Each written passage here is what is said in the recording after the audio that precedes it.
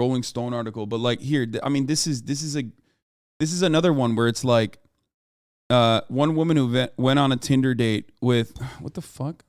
What's up with this fucking article and like the formatting? Am I crazy?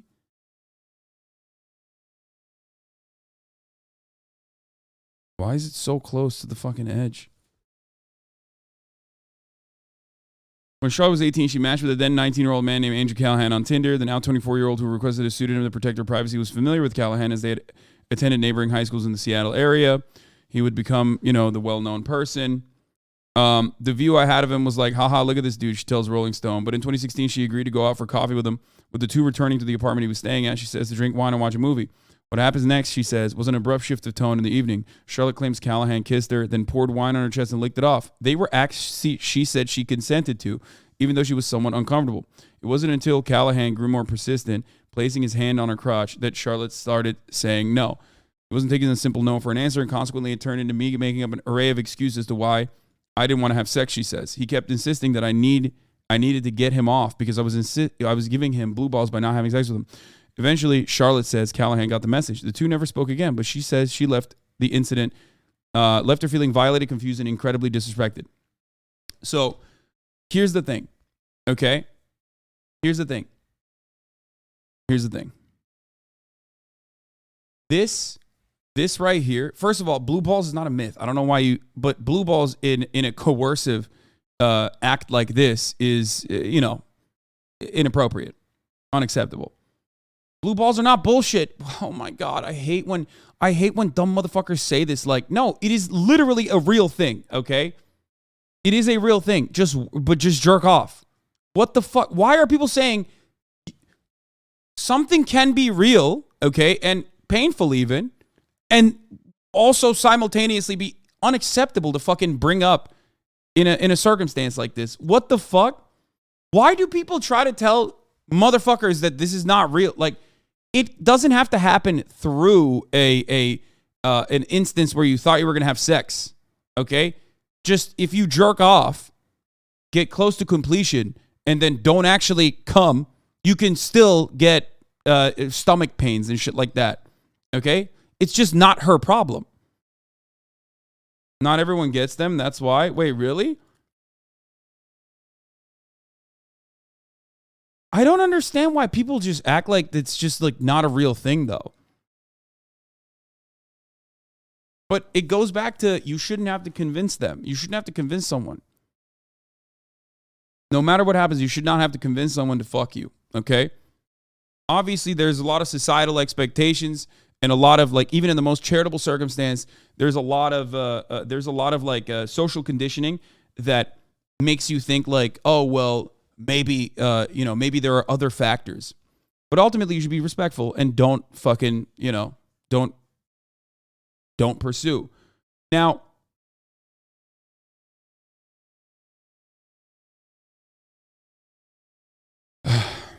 luckily, this did not go any further. And it seems like this is a pretty consistent thing that Andrew has done, okay? For a lot of you in the chat, if you have, up until this very moment, considered this to be a normal part of the process, and like, oh, it's just like kind of weird, whatever, what the fuck, like, why would you call that sexual assault? You're being crazy, all this shit. Okay, listen to me. Just don't do this in the future, okay? Please. Just don't do it. Don't do it in the future, because it very clearly is something that the other side does not appreciate. Okay? That's it. Learn from this right now. You're not famous. Even if you have done something that is similar to this, that you think is similar to this, but you got no like repercussions for it, okay? I'm telling you right now.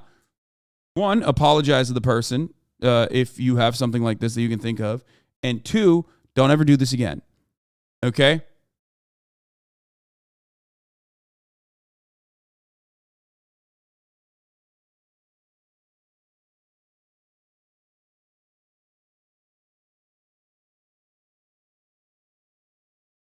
They not real, you just a bitch. Oh my God. It's such a weird fucking take because like there's medical evidence for this being a thing, okay? I don't know why you dumb motherfuckers are just like still caught up in one part of this conversation that is not even significant, okay? Every single time we have this conversation, there's always people that chime in and go, "Oh man, like it's not real. It's not real." Like, it is the slang term for epididymal hypertension. It refers to the aching and painful testicles. Some people may experience this symptom after sexual arousal that does not result in an orgasm.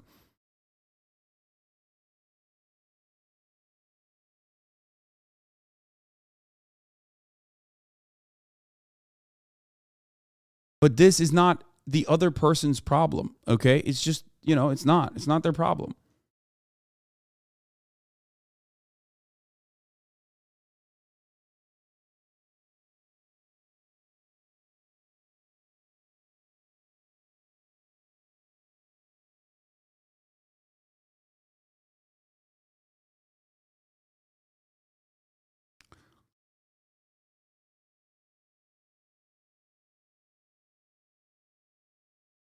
Anyway, so basically, like you end up, whether you realize it or not, you end up leaving people upset after this process, okay? And if you go through with the action,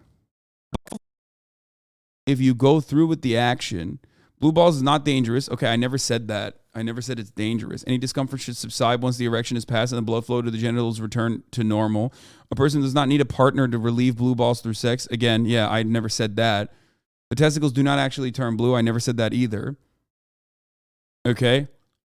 You literally just jerk off. That's it. You have to, like, that's the best way to deal with it. Just go and jerk off. Go to the bathroom. It can be very, very, very painful. Just jerk off.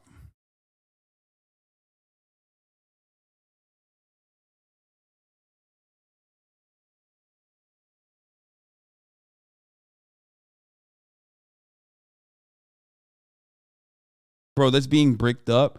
No, being bricked up is not the same as what we're talking about here. This is like when you're so stimulated that you're close to, or to like when you're so aroused that you're close to fucking coming and then you don't come.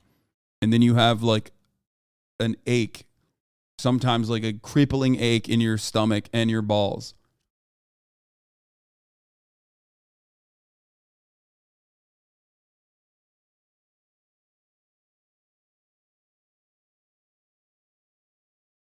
Odd to say, odd to claim that this is just like not a thing that exists. Anyway, but yeah, the two never spoke again. For the next few years, Charlotte watched with growing discomfort as Callaghan's platform grew, first with All Gas No Breaks, in which he traveled across the country in an RV interviewing various eccentric subcultural groups, then with his follow-up channel, Channel 5, which garnered more than 2.2 million subscribers. Over the years, Charlotte privately told people who shared Callaghan's content on social media about the encounter, messaging one friend in 2019, and Callaghan tried to make me do sexual things that I didn't want to do, and another in 2020 that Callaghan was really sexually inappropriate with me, according to the screen grabs and screen records viewed by Rolling Stone. Charlotte's ex-boyfriend, whom she told about the encounter, tells Rolling Stone that Charlotte told him Callaghan was kind of aggressive. Yeah. And this is not okay because it leaves people feeling insecure and uncomfortable, okay? This is not okay because it leaves people feeling insecure and uncomfortable, and it can lead to additional acts that you do that is way more serious and a crime on top of that, okay? Like, you might not be able to prosecute in this circumstance, okay? Depending on, the victim might not even want to prosecute in this circumstance, right? But like, if you're doing this all the time, there are going to be moments where you are doing something that is like going above and beyond. So I'm telling you, okay? I'm telling you, you're doing this kind of thing. You're doing this kind of fucking thing. Don't do it. Don't do it, especially first and foremost and primarily because you care about potentially the victim. Okay? You don't want to hurt someone like this. And if you can't consider the other person, you are literally guilting someone into having sex with you. That's abuse.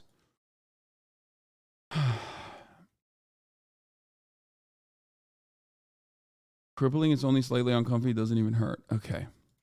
If you don't have empathy, do it for self-preservation. Okay? That's it. That's what I'm saying.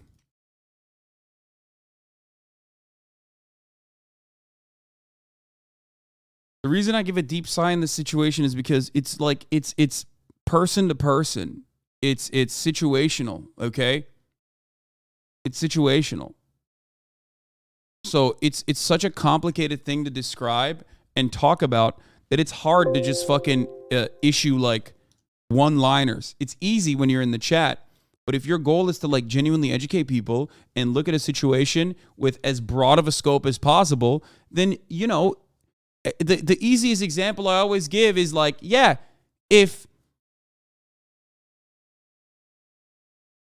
unwanted touch can be considered sexual assault, sometimes very clearly sexual assault, or a touch from someone who isn't offering you consent immediately, like if it's your fucking girlfriend, is not sexual assault. But it can be, but it's not in many instances, okay? But also, simultaneously, again, spousal abuse, spousal rape, like partners raping one another is a very common thing. So it's difficult to just like assess or give you like one fucking guideline to follow. But if you want to be as safe as possible, always ask for consent. That's it. Do you understand?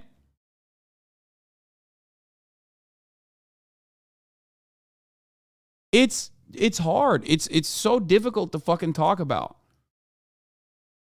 It's disturbing that this is difficult. No, it's not disturbing that this is difficult. Because human beings are unique. You know what I mean? What the fuck do you mean? Have you ever interacted with another human? Like, we're not even talking about consent at this point. We're talking about just like genuine interaction. How many times do you fucking have a conversation with a random stranger where you're like, oh, fuck, I probably came across awful, when you didn't even come across awful? Okay? Go outside, you dumb motherfuckers. Actually, maybe it's better that you don't. Okay?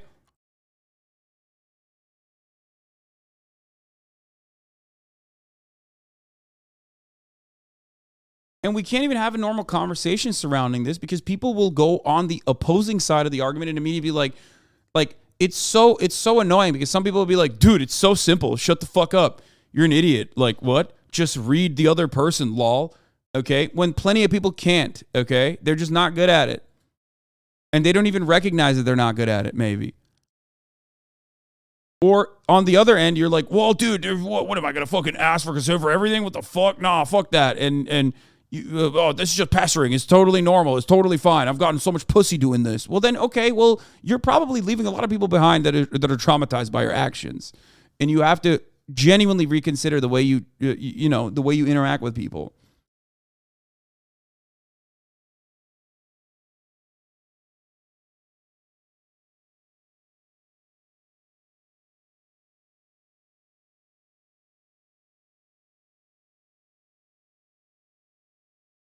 Yeah, Accuses' take on this is actually really good. He knows he knows he's not very good at reading people. He knows he's very bad at reading people, so he just like is super careful and always asks.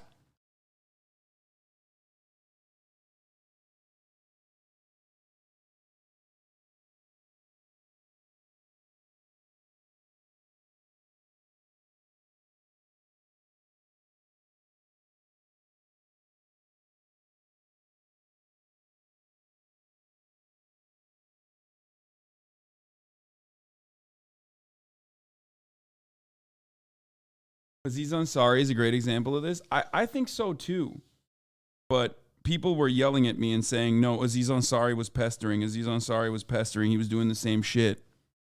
And like, it was like, they went on a date. I can totally understand why he didn't think anything wrong of it, given the accounts of the situation. Like, that's something I am factoring in.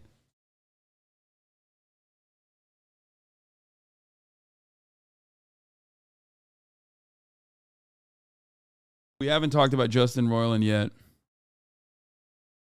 Don't bring Aziz back up. Yeah, I know. It's fucking frustrating.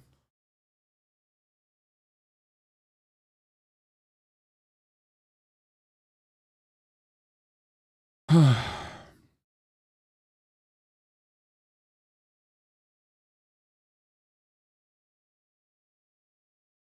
is so weird, man. It's so weird. It's so weird. Smut reading stream. Read some smut. What the fuck's wrong with you? Like, we're in the middle of this, like, we're in the middle of a story about sexual assault and shit, and I'm like trying to teach people consent, trying to teach 40,000 people, like an arena full of motherfuckers, consent, and you're over here being like, oh, read some smut, read some smut, read some smut. Calm down. Fuck.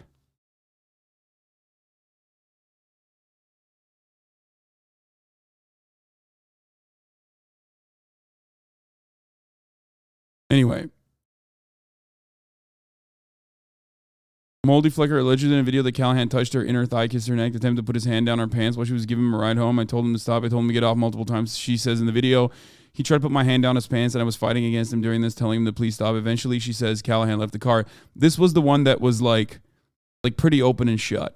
Okay? Like pretty obvious, firm, multiple fucking no's, and also the pestering continuing into like physical. Firm pestering nose, and then and like physically pursuing the person. Like it's just, you know, pretty obvious. In an interview with Rolling Stone, Caroline says she initially met Callaghan at the Ben's Dive Bar. She approached Callaghan, who was with a woman who appeared to be his girlfriend, as a fan of his content. A few months later, they agreed to meet up when Callaghan was in Miami. Instagram DM screen grabs of Caroline later posted on TikTok along with a photo of her posing with Callaghan. Callaghan appeared to be in distress, telling her he had a falling out with a crew member. Caroline says that because she met Callaghan while he was with another woman, she did not initially think the meeting was romantic. When they met up again at the same bar a few months later, however, the vibe shifted. He was buying me drinks and trying to impress me, she says. People who wouldn't have talked to me at the bar were kissing my ass. At the bar, she says, Callaghan tried to kiss her, and she politely turned him down. When they got back to her place, Callaghan became persistent, allegedly badgering her for sex. He was very pushy and not taking no for an answer. I was like, no, I'm not feeling it. Eventually, she relented and, she says, was coerced into various sexual acts. I was sexually assaulted when I was 14 by someone else. I fought back hard against that person. I pushed that person off me. I think in that moment, that's why I didn't fight Callaghan off me as much as I could have.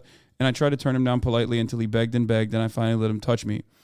He wakes up at 4 a.m. in a full-blown panic attack. She kicked Callaghan out of her apartment a few hours later. For the next few months, she says she blamed herself for the encounter and felt guilty for inviting him over. I internalized a lot of the disgust and anger at the situation. A friend of Caroline's, who asked not to be named, told Rolling Stone that Caroline had shared details of the encounter with her shortly after. In the spring of 2021, the friend posted about Callaghan on Instagram, accusing him of assault and urging people to unfollow him. The Instagram story was intended as a warning to other women in the area, she tells Rolling Stone. Though she did not name Caroline directly, Caroline's boyfriend also confirmed that she had told him about Callaghan in the spring of 2021, a few months after that night in her home.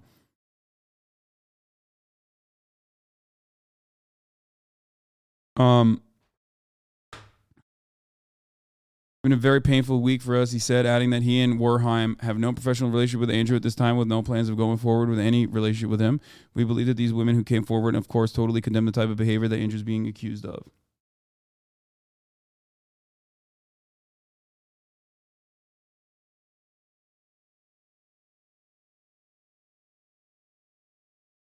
This is a conversation. This is a question that comes to mind all the time. What the fuck is up with YouTubers and sexual assault? There has to be some Venn diagram with gaining clout and sexual aggression. You, my friend, unfortunately do not understand that this is not just commonplace in YouTube or TikTok or Twitch or Hollywood. It's commonplace everywhere. Okay?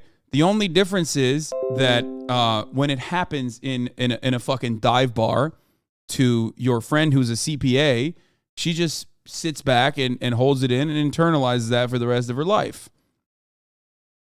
It happens all the time. But because it happens all the fucking time, and I think like people need to be more honest about it. And I think that people aren't very honest about it, partially because they don't have experiences, don't have any sexual experiences whatsoever, so they don't understand, don't have any interpersonal relationships, so they don't understand like that it can be sometimes complicated. Okay, but also partially because people don't want to like admit that this is social conditioning that guides men and women to behave in certain ways with societal expectations that we place upon them, and the way to fix that is by the way to start fixing that is by being more honest about it.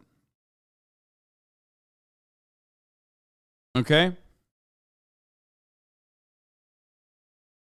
Because like I care more about the side, as always, of the perpetrators, and statistically speaking, it's men. I also am a man myself, right? So like I can only speak to that side of the equation. And that's the reason why I talk about it in the way that I talk about it. It might even come across sometimes as like too empathetic to men in this circumstance. Okay?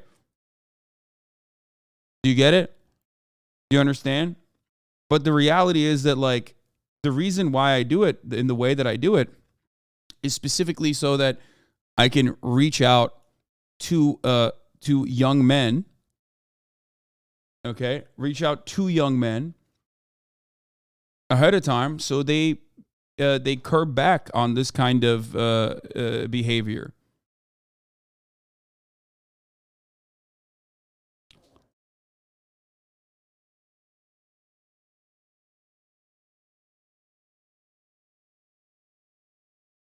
If a regular person does the same thing, you're not going to hear about it. No one's going to report it, even the victims speak up. That's why we only hear YouTube and people in positions of power. Yeah.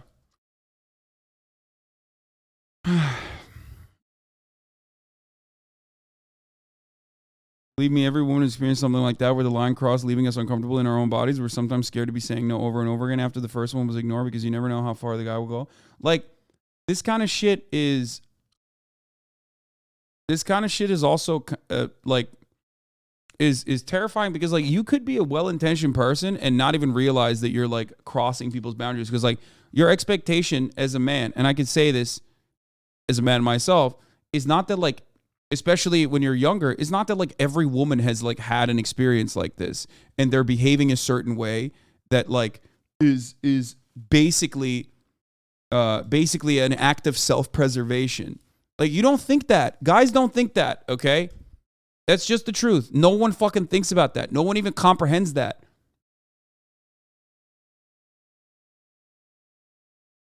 Like, this is something that you have to recognize and learn and appreciate when your women friends are honest about it to you, okay? When they open up to you and they tell you about their experiences with other people. I mean, that's it.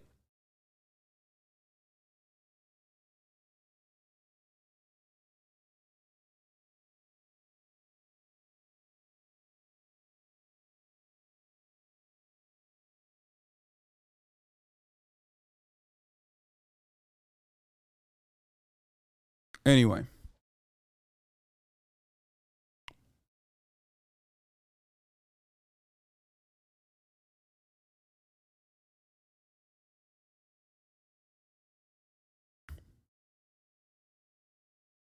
Griffin said it best at the panel. Men are afraid they won't get sex or will be rejected, while women are afraid of being raped or murdered. Yeah, exactly. When men don't acknowledge that, it creates problems. Men can make a safe space by simply educating themselves and acknowledging that fact. Yeah, 100%. I agree.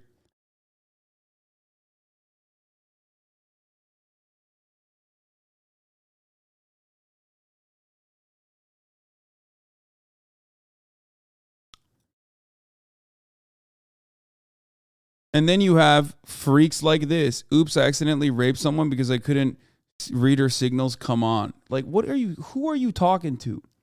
Who are you addressing? What is this conversation? God, I fucking despise some of you people. I swear to God, dude. Like, I'm not here to talk to you, okay? I'm not talking to you, okay? I'm not. I'm talking to other people who don't understand the boundaries, don't understand the guidelines. This is a secondary conversation that we're having. Okay?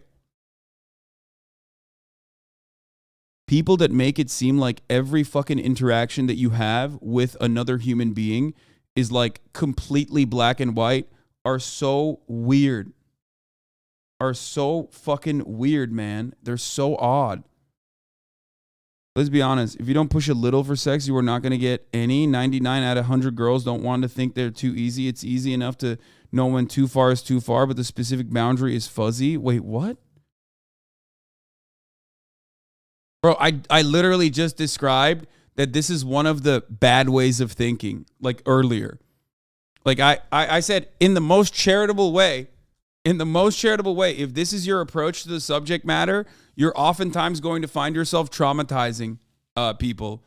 Like literally the conversation that we're having is exactly that mentality. And you just said, nah, that's not how it is.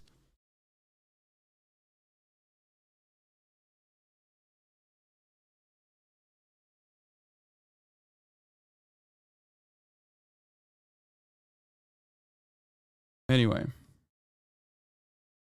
Listen, man, women are horny, okay? Sometimes hornier than you are. They'll fucking tell you if they want to fuck you. If anything, if we had a safer space for women, okay, we didn't consistently objectify women, if we didn't have weird puritanical associations with like female purity and you know, the expectations that we placed upon women, you'd probably be getting a lot more pussy because they wouldn't be constantly fucking guarded because there's like, you know, there's this like weird situation where dudes are pressuring them all the time. And then also simultaneously, they're going to be fucking slut shamed and shit.